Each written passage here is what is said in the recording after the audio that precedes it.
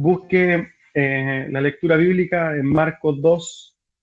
Vamos a leer Marcos 2, del 18 al 22, continuando con lo que estábamos viendo desde la semana también pasada, donde terminamos en el versículo 17. ¿Cierto? Marcos 2, entonces, versículo 18 al 22, es lo que vamos a leer hoy día. Marcos 2, 18 al 22.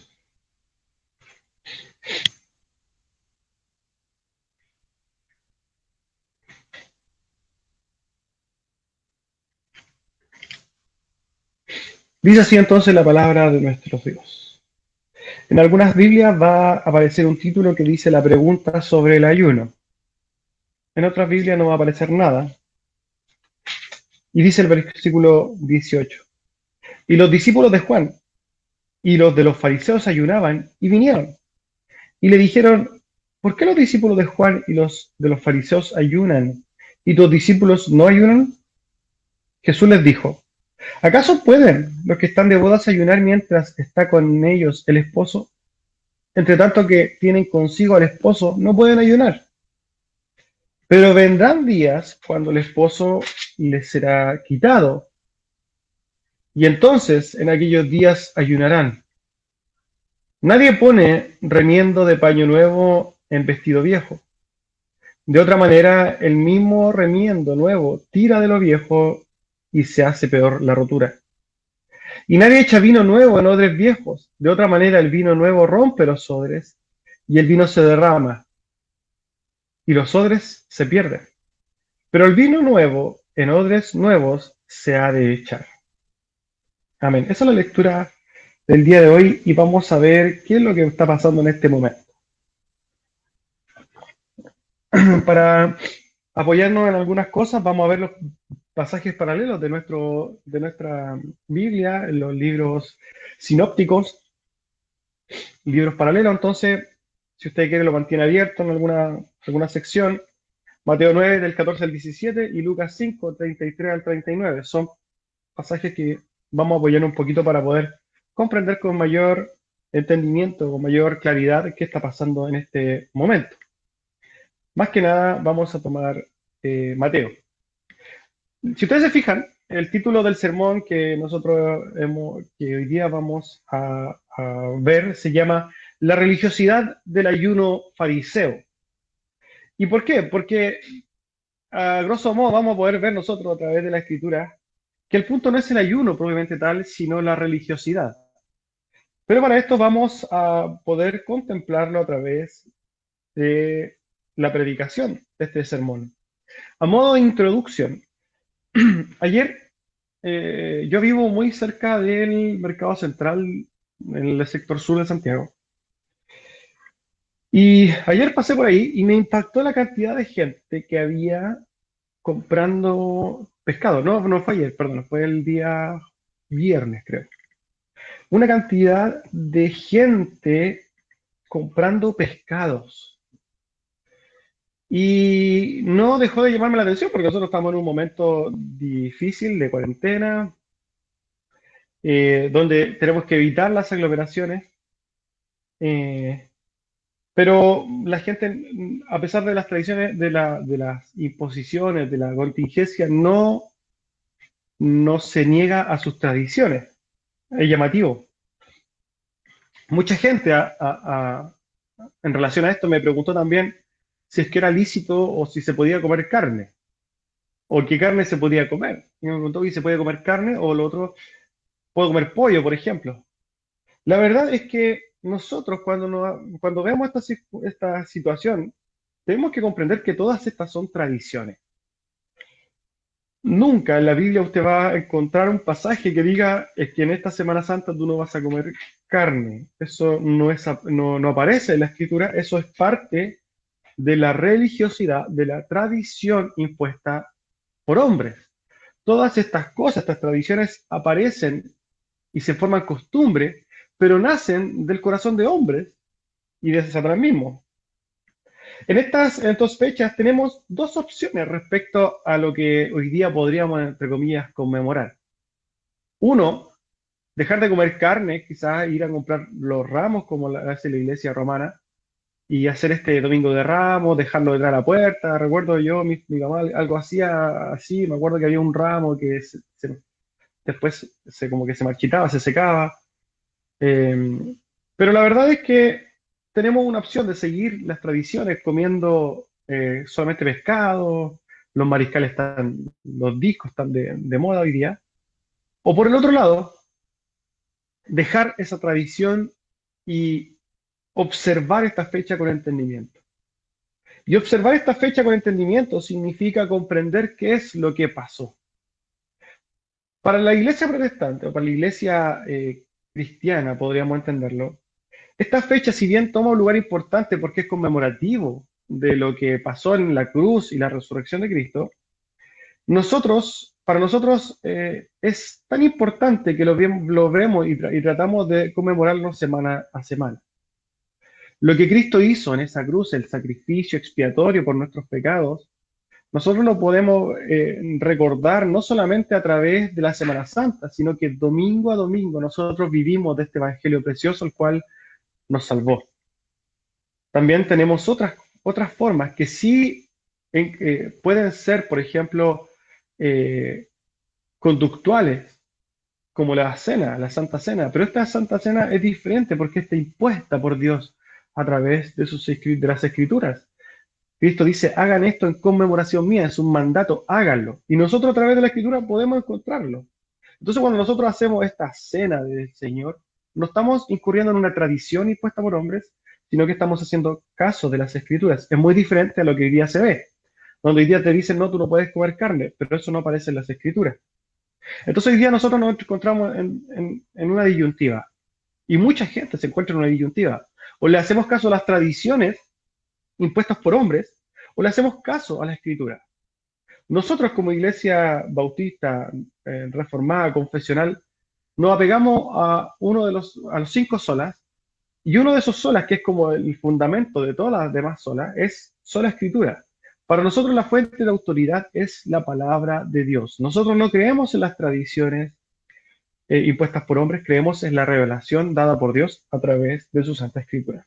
Esto es solamente a modo de introducción para que podamos nosotros entender que hay una disyuntiva entre las tradiciones y la palabra de Dios. Y es por eso que nosotros hoy día nos vamos a introducir a este texto para poder tratar de extraer qué es lo que está pasando y cómo esto nos afectaría o cómo nosotros tenemos que observar esto. Y lo voy a invitar entonces al versículo 18. Dice, y los discípulos de Juan y de los fariseos ayunaban y vinieron y le dijeron, Juan y los de los fariseos ayunan y tus discípulos no ayunan. Ojo que cuando nosotros vemos el pasaje paralelo de Mateo, son los discípulos de Juan los que preguntan. Lo voy a invitar a Mateo 9:14, si quiero lo nota, si quiero lo lee.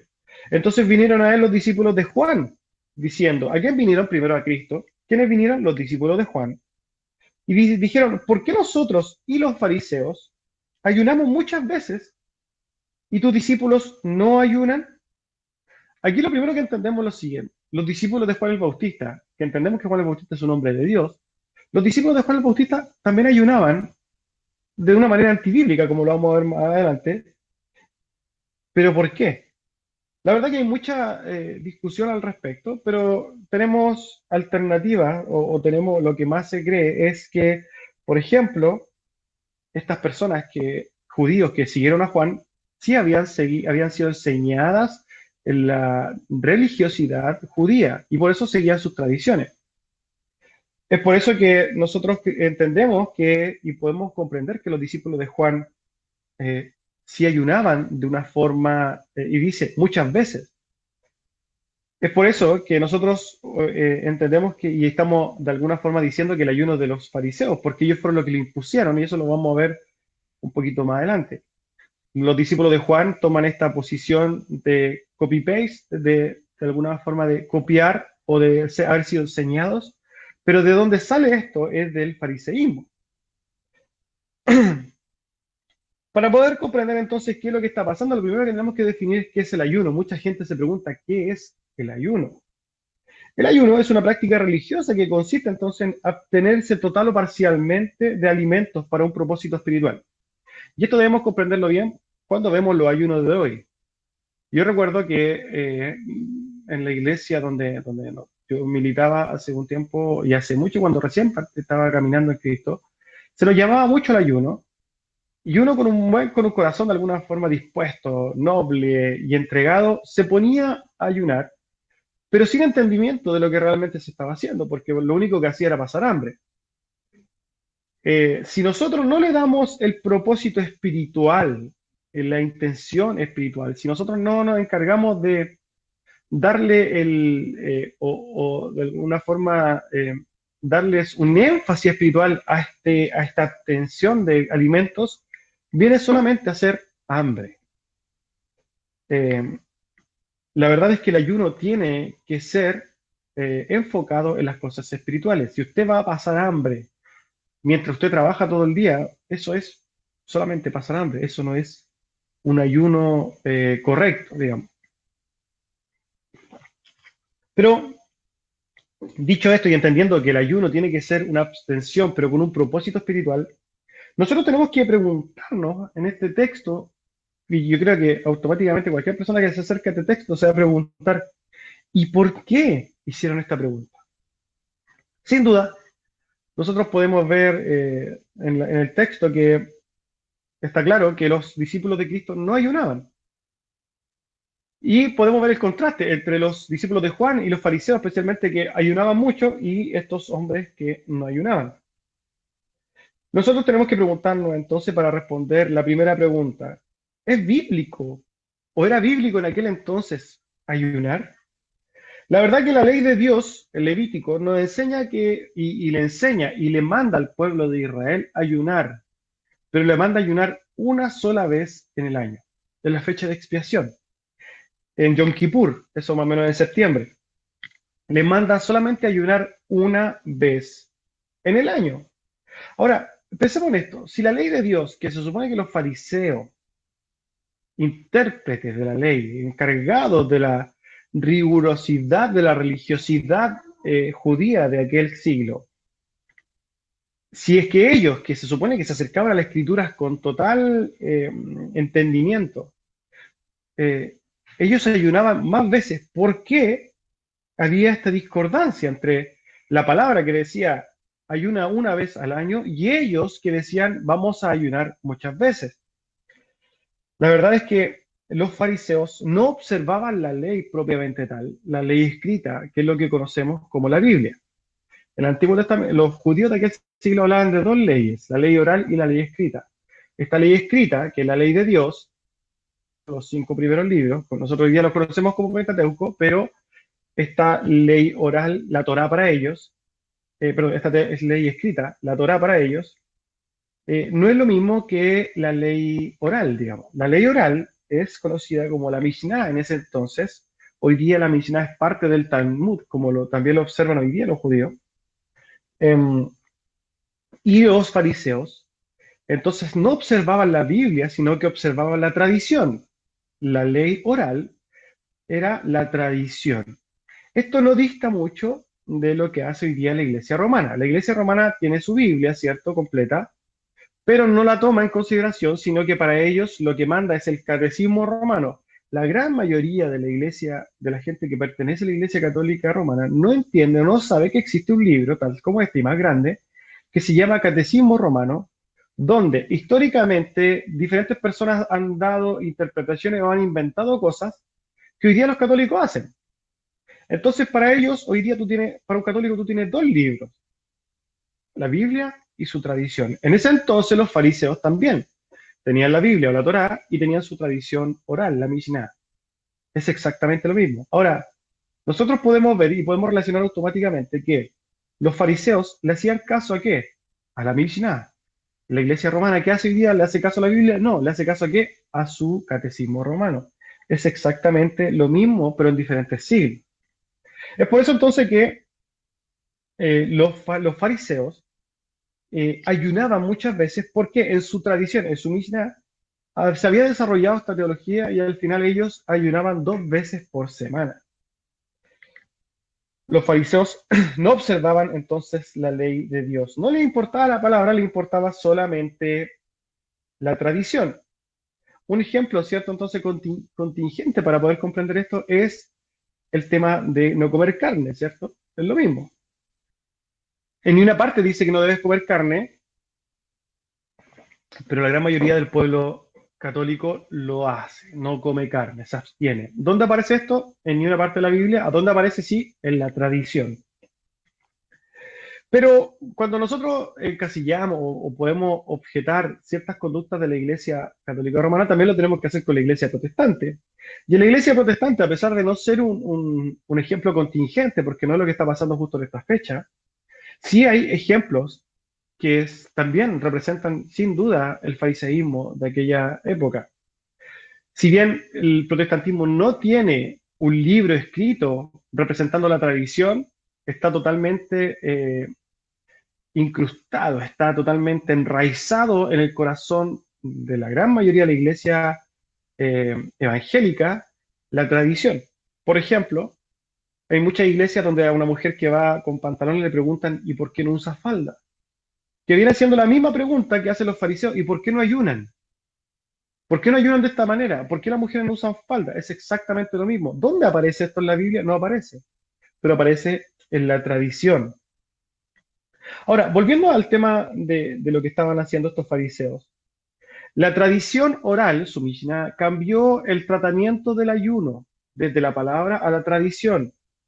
Y la verdad es que cambió de tal manera que el sentido mismo del ayuno era un sentido totalmente antibíblico. Fíjense que cuando nosotros analizamos el ayuno fariseo, religioso, tenía tres finalidades. La primera era aparentar santidad, sin duda. Cuando ayunaban estos fariseos, lucían malhumorados, con rostros demacrados, no se lavaban, ¿cierto? ¿Para qué? Para que todo el mundo viera que ellos estaban ayunando. Qué santo que soy yo, qué entregado a Dios. Pero en Mateo 6:16 Jesús reprende esta conducta y les dice, cuando ayunéis, no seáis austeros como los hipócritas, porque ellos demudan sus rostros para mostrar a los hombres que ayunan. De cierto les digo que ellos ya tienen su recompensa. O sea, ¿cuál es esta recompensa que estos fariseos tenían? La mirada de los demás, quizás la exaltación del pueblo que los rodeaba. Y pasa mucho también hoy día en las iglesias, y sobre todo evangélicas, que muchos hermanos ayunan para esto mismo, para decir, oye, qué importante, qué santo es, qué entregado. Y demuestran al mundo que están ayunando, poco menos que no se lavan la cara, ¿cierto? No se sacan ni el pijama. Pero la verdad es que no ese es el sentido del ayuno. La segunda cosa que tiene, o el segundo objetivo que tenía el ayuno religioso y fariseo, es la autoexaltación o la jactancia. A pesar de este mandamiento de Dios, ¿cierto? De lo que Dios había establecido en su palabra, en Israel y los fariseos comenzaron a ayunar 2 veces por semana, y esto causaba jactancia de los fariseos. Fíjense lo que dice Lucas 18, 11 y 12. El fariseo puesto en pie estaba orando, ¿cierto? Oraba consigo mismo de esta manera. Dios, te doy gracias porque no soy como los otros hombres, ladrones, injustos, adúlteros, ni aun como este publicano, que es lo que vimos la semana pasada, lo que era un publicano. Y fíjese lo que dice el versículo 12. Ayuno 2 veces por semana y doy diezmos de todo lo que gano. En otras palabras, este fariseo estaba autojustificando su posición, su santidad delante de Dios. ¿Por qué? Porque él seguía ciertas reglas, como el ayuno. Él ayunaba, él se autoexaltaba y eso le generaba a él una sensación de superioridad respecto de los demás pecadores. Cosa que lamentablemente hoy día nosotros también vemos. Vemos mucha gente que utiliza el ayuno como para sentirse mayor o mejor espiritualmente que las demás personas. Y ese no es el objetivo del ayuno. El tercer objetivo que utilizaban ellos era para mover la mano de Dios. Hay muchos pasajes donde se muestra, o algunos pasajes donde se muestra en el Antiguo Testamento que el pueblo ayunó y Dios obró. Pero entendamos esto. ni un ayuno, ni una oración, ni nada de lo que podamos hacer va a mover la mano de Dios a no ser que Dios quiera hacerlo. Dios no se va a mover conforme a lo que nosotros hagamos como una especie de reflejo o en respuesta a lo que nosotros queramos manifestar en ninguna manera. Dios siempre va a ser su perfecta voluntad. Y el ayuno no es una herramienta para mover la mano de Dios. Yo he escuchado de muchas iglesias que lamentablemente dice, vamos a ayunar para que Dios haga esto. Poco menos que obligando a Dios. Como que yo a Dios le doy un ayuno y Dios está obligado a sanar a mi hijo. Y eso no es así. Eso es antibíblico, eso no está bien. Dios va a hacer su voluntad siempre cuando lo quiera y como lo quiera. Ese no es el objetivo del ayuno. En resumen, los fariseos observaban religiosamente y antibíblicamente el ayuno, nada diferente de lo que se hace hoy día. El ayuno, ¿cómo se debe hacer y para qué se debe hacer? El ayuno es un momento, hermanos, donde nosotros, por decisión propia, sin pedir, sin el ánimo de pedir o exigir de alguna forma algo a Dios, sin el ánimo de mover la mano de Dios, sin el ánimo de generar esta autoexaltación y sin el ánimo que los demás vean que yo estoy haciendo un súper ayuno. No se debe hacer así. Tenemos que hacerlo como Cristo, que se fue al desierto donde nadie había, nadie estaba observando la santidad de Cristo. Cristo estaba en un momento de comunión con el Padre profundo y secreto. Asimismo debe ser nuestro ayuno. Si usted quiere ayunar, hágalo. Nadie se lo impide, la Escritura no se lo impide. De hecho, lo promueve, pero lo promueve de una forma correcta. Hágalo de una forma entendida. Si usted quiere ayunar, ayune con Dios, pero que hágalo en un momento donde usted puede tener comunión con Dios, no cuando se vaya a trabajar. Si usted tiene un día que no va a hacer nada y quiere hacerlo, haga este ayuno y deje este momento para entregarlo espiritualmente a Dios. Juan Calvino en una de sus citas respecto al ayuno, él dice que el ayuno es un momento claramente de intimidad, pero que también puede ser un momento de preparación para la humillación delante de Dios en oración. La verdad que nosotros debemos ver el ayuno de una forma totalmente sincera, sin esperar que la gente lo vea, sino que realmente buscando un momento de intimidad con Dios, un momento de comunión profunda con Dios, un momento donde nosotros dediquemos el tiempo a Dios. Esa es la forma correcta de hacer un ayuno. En cuanto al tiempo, en cuanto a lo cual usted se va a negar, si se va a negar solamente de alimentos, si se va a negar de alimentos y agua, eso es una decisión propia e individual. No hay, digamos, un manual o de alguna forma no hay una regla para este ayuno. El ayuno pensémoslo así, es un voto totalmente voluntario para Dios. Volviendo entonces al tema de lo que estamos viendo hoy día. Si bien estamos hablando del ayuno, el problema aquí no es el ayuno propiamente tal. Aquí el problema es la religiosidad de farisea. Y cómo los fariseos dejaron la palabra de Dios para darle un uso a ciertas cosas que aparecen en la palabra de una forma incorrecta. Cómo ellos invalidan la ley de Dios para poner sus tradiciones. Por eso que Jesús lo amonesta fuertemente en Mateo 23, cuando usted tenga un tiempo de poder ver en Mateo 23, vea cómo Dios, cómo Cristo mismo en la tierra los amonesta fuertemente por desechar la ley, por la palabra de Dios, por anularla, por poner cosas encima de los hombres, tradiciones, cosas que nosotros no somos llamados a hacer. Nosotros somos llamados a pegarnos a las escrituras, no a las tradiciones. Estos fariseos entonces no solamente practicaban el ayuno antibíblico, sino que también estaban atentos a quien no cumplía sus tradiciones, más complicado aún. Añadían condenación a sí mismos. ¿Por qué? Porque a pesar de que ellos se supone que eran los defensores de la ley sagrada de Dios, lo que hacían era anular la ley de Dios y defender sus tradiciones. Lo que estaban haciendo ahí ellos era condenar, cuestionar aquellas personas que no seguían sus tradiciones. Matthew Henry, en su comentario, dice, hoy muchos profesantes hacen de sus prácticas una norma general y condenan y censuran a los que no llegan a su nivel de ascetismo. En otras palabras, hay muchas personas que hoy día están dispuestas a seguir estas tradiciones y condenan a aquellos que no las cumplen. Volvamos al tema de la iglesia evangélica. ¿Cuántas iglesias, cuántos testimonios no ha escuchado usted de pastores, hermanos, que han censurado, que han menospreciado, quizás han marginado a personas que no cumplen con sus tradiciones, como por ejemplo la mujer usando falda? Y eso son tradiciones. Y caen en la misma condenación, las mismas conductas fariseas. Cuando alguien quiera saber qué es lo que es fariseísmo, aquí un ejemplo. Poner tradiciones, poner la tradición por encima de la palabra de Dios y hacer de esto una regla.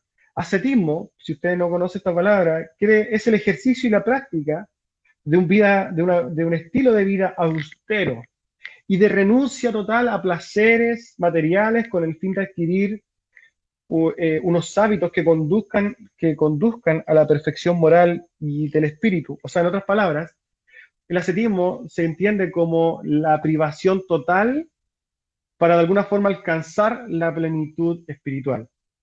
Y mucha gente utiliza esta tradición ¿para qué? Para hacer lo mismo. Yo empiezo a ayunar de esta forma, y yo empiezo, por ejemplo, a vestirme de tal manera que la tradición me manda, yo empiezo a hacer ciertas cosas que la tradición me manda. ¿Por qué? Porque se supone que yo estoy alcanzando un nivel espiritual que sobresalta sobre los demás, pero esto lamentablemente no tiene fundamento en la palabra de Dios. Volviendo entonces a este ejemplo que no es recurrente, muchos hermanos caen en este fariseísmo. Y es bueno que nosotros no hagamos este análisis. ¿Cuándo nosotros caemos en estas conductas fariseas? Cuando nosotros hoy día estamos tan dispuestos a defender tradiciones que ni siquiera sabemos que son antibíblicas. Y es por eso que nosotros debemos conocer bien la palabra de Dios para que sepamos, tengamos entendimiento de lo que realmente es bíblico y lo que no lo es. Entonces, esta conducta es la que Cristo ataca en este pasaje, la religiosidad. Cómo las personas, cómo los fariseos están dispuestos a defender esta regla y atacar a los demás, más aún sin algún sustento bíblico. Es por eso que Jesús responde, y responde de una manera muy particular, como siempre lo hace Jesús. Y le voy a invitar entonces al versículo 19. Jesús les dijo: ¿acaso pueden los que están de bodas ayunar mientras está con ellos el esposo? Entre tanto que estén consigo el esposo, no pueden ayunar. Jesús responde entonces a esta pregunta con otra pregunta. Y compara su presencia, la presencia misma de él en la tierra, con una fiesta de bodas. Y podemos comprender que Cristo, a través de muchos pasajes de la Escritura, y nosotros podemos entender que el Espíritu Santo, a través de la inspiración de muchos hombres, ha puesto esta relación de la iglesia con Cristo, representada por la relación de un esposo y una esposa. 2 Corintios 11:2 lo podemos leer. Porque os celo con celo de Dios, dice, pues os he desposado con un solo esposo, para presentaros como una virgen pura a Cristo, haciendo esta relación entre el esposo y la iglesia. Cristo, el esposo, estaba ahí mismo, estaba ahí, en la misma, digamos, en la misma boda, en el mismo lugar. Y por este ejemplo, si es que el esposo está ahí en la boda, ¿por qué habría que tener ayunos? Sería algo totalmente ilógico. Es como si dijera entonces Jesús: los amigos del novio ayunando mientras transcurre la fiesta de bodas. Es absurdo. Así de incongruente sería que los discípulos del Señor hicieran duelo mientras el novio estaba con ellos. Es una incongruencia total. ¿Cuál es el punto? Los fariseos no sabían que Cristo estaba ahí, frente a ellos. Y Jesús, fíjese lo que hace. Responde, pero apelando a un entendimiento real del ayuno. Él le dice: si el esposo está aquí, no es necesario que ayunen. Pero sigue y continúa en el versículo 20 diciendo, pero vendrán días cuando el esposo les será quitado. Entonces, en aquellos días ayunarán. Cristo entendía este tema del ayuno, y espiritual y profundo. Este ayuno era también una manifestación del dolor, quizás del martirio, ¿cierto? De la pena. Y Jesús les dice, bueno, hoy día está el novio, estamos de fiesta, no pueden ellos ayunar. Pero hace su primera profecía en el capítulo de Marcos respecto de su muerte. Y nosotros no podemos hacer vista gorda a esta palabra, quitado. Quitado en el griego significa ser arrebatado con violencia. Y no podemos nosotros evitar transportarnos a Isaías 53 cuando leemos esto. Cristo será quitado, ¿cierto?, con violencia a la iglesia. Isaías 53:8 dice, por cárcel y por juicio fue quitado. Este hermoso pasaje, a pesar de ser muy triste, pero precioso, pasaje mesiánico en Isaías 53, nosotros podemos ver cómo desde ese tiempo, muchos años antes de que Cristo llegara, ya era profetizada su muerte a través de una muerte violenta, a través de la cárcel, de la aprehensión. Y Jesús también vuelve a recalcar esta profecía y diciendo, bueno, va a llegar un punto donde yo seré quitado, seré arrebatado de una forma violenta. Entonces ahí, en ese momento, ellos van a ayunar. En aquellos días, ¿cierto? Cuando Cristo ya murió, sabemos entonces que la iglesia sí ayunaba. A través de la tradición podemos nosotros, a través de la historia del cristianismo, nosotros podemos también entender que fue un momento de mucho dolor cuando Cristo fue llevado, y podemos entender claramente que su iglesia ayunó y se dolió y sufrió con la muerte de Dios, y sobre todo cuando también se fue. Entonces, Jesús continúa esta aclaración y se va al versículo 21 y continúa su respuesta. Dice, nadie pone remiendo de paño nuevo en vestido viejo. De otra manera, el mismo remiendo nuevo tira de lo viejo y se hace peor la rotura. Para que comprendamos esto, imaginemos que esta chaqueta que tengo puesta es una chaqueta vieja, que ya está un poco de estas que se tiran y se hacen tirar. O sea, se estira un poco y se rompe. Entonces lo que está diciendo Jesús es, nadie debería arreglar esto poniendo un parche de tela nueva. ¿Por qué? Porque si nosotros lo lavamos, va a haber algún estiramiento o cualquier cosa, cualquier tirón, esta prenda nueva a estar bien firme, pero el resto del vestido va a romperse, y de peor manera. Nadie entonces pondría un parche nuevo sobre una tela ya deteriorada, ¿cierto? Porque el resto de la tela va a sufrir mayormente. La verdad que en vez de arreglar un problema, empieza y termina por destruirlo. Entonces lo primero que enseña Jesús es no hacer esto. Entonces, si nosotros analizamos profundamente qué es lo que está queriendo decir Jesús, lo que está queriendo decir Jesús es que si nosotros hemos recibido la gracia, la salvación por gracia a través de nuestro Señor Jesucristo, no podemos esclavizarnos por la ley.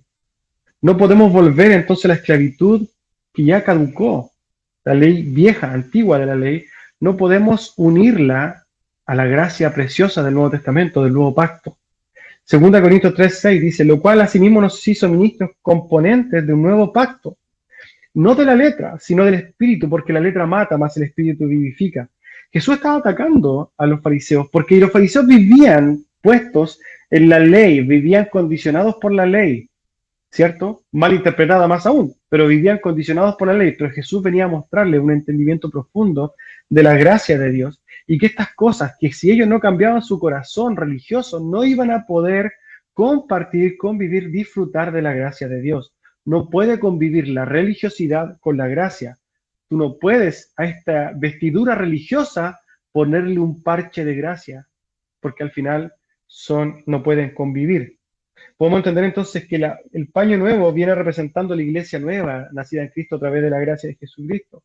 Y el vestido viejo representa entonces la organización de los judíos, su templo, su ceremonia, su religión, etcétera, etcétera. Colosenses 2:16-17. Por tanto, nadie os juzgue comida o bebida en cuanto a días de fiesta, luna nueva o días de reposo, todo lo cual era sombra de lo que ha de venir, pero el cuerpo es de Cristo.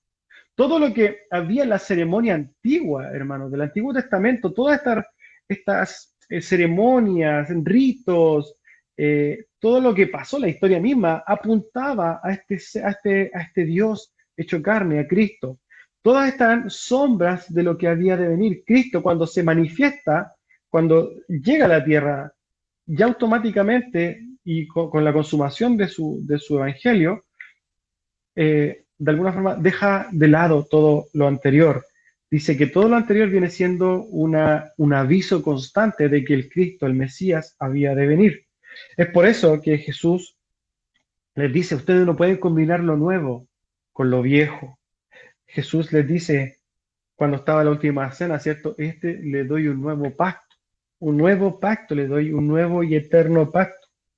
Todo y aquí tenemos que aprovechar la contingencia para hablar de cuando Cristo estaba en esa cruz y dijo, Tetelestai, ¿cierto? Consumado es. Dijo en otras palabras, todo está cumplido. Todos estos sacrificios que eran de alguna forma una representación del sacrificio de Cristo, esto ya no se tiene que hacer, porque yo ya lo hice, dice Cristo. Todas estas ceremonias que hacían, toda la parafernalia, que podríamos decir, del rito, la santidad que requería el tratado del tabernáculo y el templo, ya no tenía que ser, porque esto era todo luz, era sombra, perdón, de lo que Cristo venía a dar luz hoy día. Cuando Cristo cumplió en la cruz, y esto es lo que también nosotros conmemoramos días, semana tras semana, es que Cristo ya cumplió eso. Nosotros no podemos estar apegados a eso. Pongamos un ejemplo para poder comprender esto del arreglo, del remiendo de tela nueva y tela vieja. Imaginemos que nosotros vamos a construir, compramos un terreno y vamos a construir un edificio. Tenemos dinero, tenemos recursos. Y en aquel lugar hay un edificio medio construir, que está en ruinas. Lo que está diciendo Dios, Cristo en este pasaje es, nosotros no podemos construir un edificio ahí encima porque los cimientos deben estar podridos, porque la edificación que yo voy a hacer va a ser más grande que la que está. Entonces, si yo hago esto, ese edificio es plata totalmente perdida.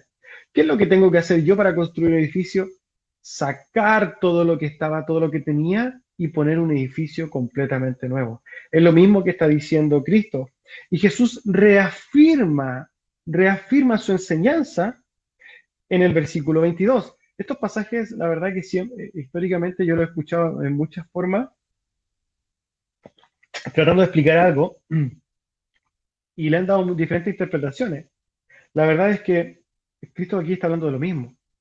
Jesús reafirma su enseñanza y dice en el versículo 22, y nadie echa vino nuevo en odres viejos. De otra manera, el vino nuevo se rompe los odres y el vino se derrama y los odres se pierden, pero el vino nuevo en odres nuevos se ha de echar. Lo primero que tenemos que comprender para poder seguir profundizando en esta enseñanza es, ¿ya? Y los odres es un pellejo, pensémoslo así, una especie de cuero cocido donde se echaba el vino. ¿Qué pasa con esto? Cuando usted le echa vino nuevo a eso, ese vino fermenta y lo que produce es una expansión de este odre. Entonces, ¿qué pasa? Después, cuando uno echa este vino nuevo en este odre, se expande, se queda ahí. ¿Por qué? Porque el odre está hecho para expandirse, pero tiene cierto límite. ¿Qué pasa si nosotros este odre, que ya está expandido, lo vaciamos del vino ya que está viejo y le ponemos vino nuevo nuevamente? Este vino nuevo se va a volver a expandir, pero ya el odre no aguanta. Los vinateros o los hombres que se dedican al tema de los vinos en judío en ese entonces comprendían claramente esto. El odre aguantaba solamente un vino nuevo.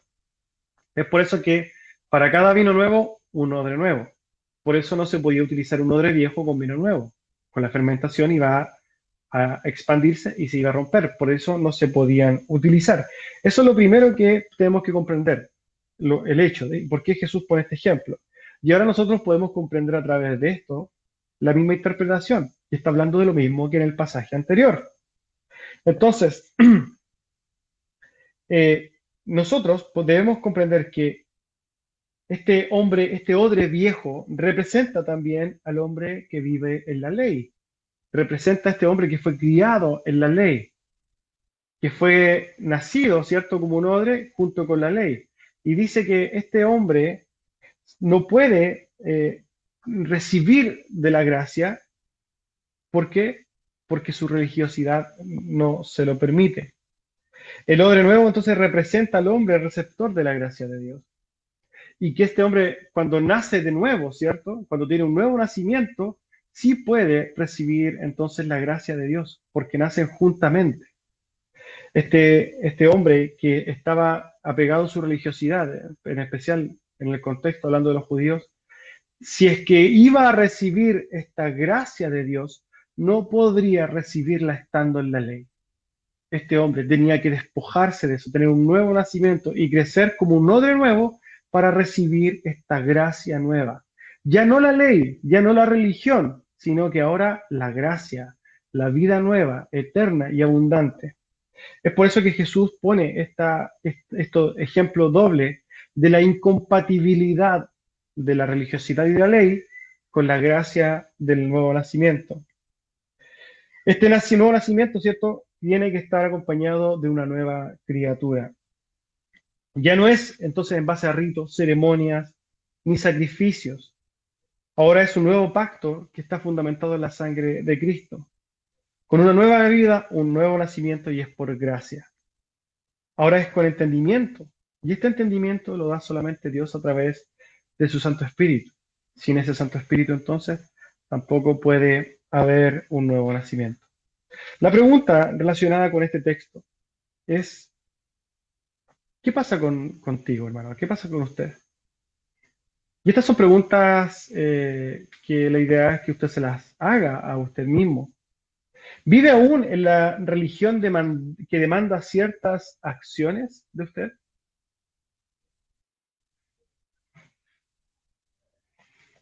¿Cree usted que porque ayuna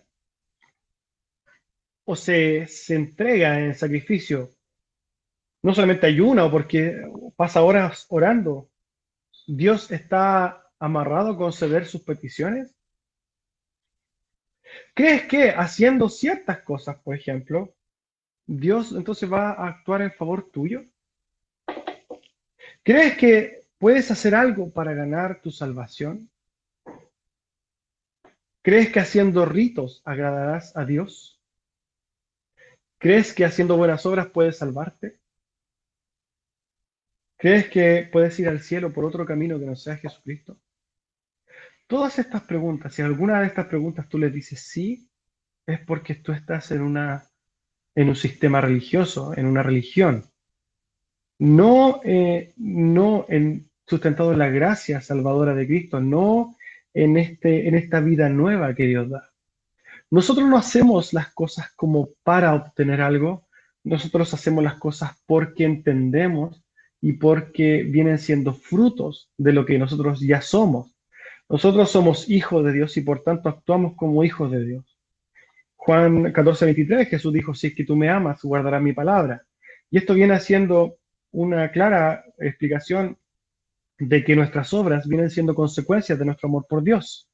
Si nosotros amamos a Dios, vamos a tener frutos, vamos a tener consecuencias, vamos a tener actos que reflejen el amor de Dios. Pero nosotros lo que no vamos a hacer es hacer cosas para obtener cosas de Dios. Esto marca una tremenda diferencia. Yo le invito entonces a vivir disfrutando de la gracia de Dios, no en la religiosidad, no en el poco entendimiento, sino que en una relación entendida con Dios.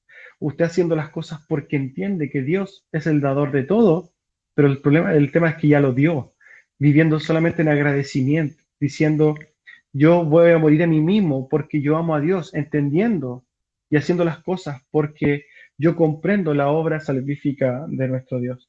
A modo de exhortación final y para concluir este sermón, tengo unas pequeñas letras para leer. Sin lugar a dudas, Jesús desencajó totalmente el sistema religioso que los judíos mantenían. Cristo, nuestro Señor, nos mostró a través de su vida cómo era la verdadera religión o relación con Él mismo. Una relación profunda y entendida, una relación que se fundamenta en su Evangelio y en cómo nosotros lo recibimos. Si recibimos el Evangelio de verdad, no podemos hacer nada sino solo entregarnos en agradecimiento a Él.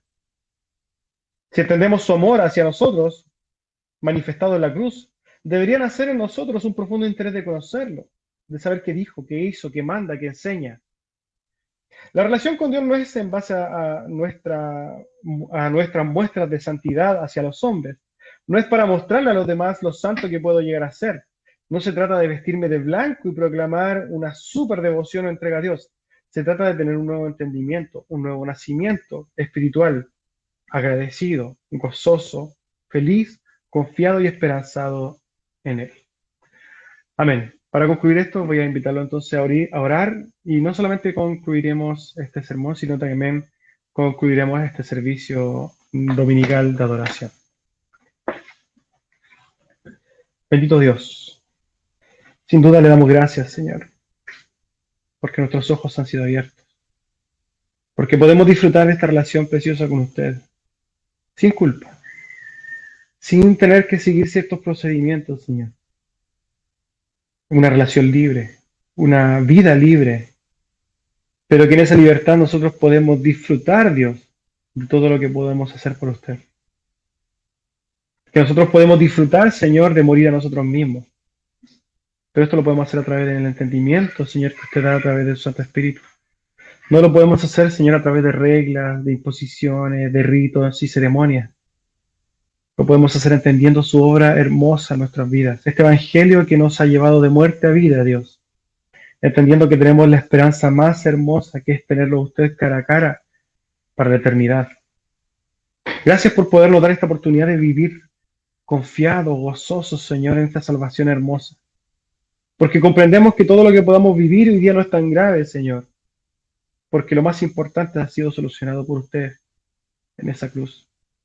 Y hoy día, que es una especie de aniversario, Señor, del día en que usted resucitó, damos gracias porque entendemos que ese fue el sello final de la aceptación del sacrificio por el Padre. Esta manifestación pública al mundo, decir que usted resucitó y que lo desmarca de toda religión, de todo gran hombre que apareció a través de la historia, porque usted ha sido el único que ha resucitado, porque entendemos que su tumba está vacía. Y eso nos da la seguridad, Dios, de que nosotros al morir también resucitaremos juntamente con usted. Damos gracias por este domingo, por este precioso día, Señor, por esta lluvia que necesitábamos en Santiago, Señor. Agradecemos por su amor y su misericordia. En el nombre de Jesús. Amén.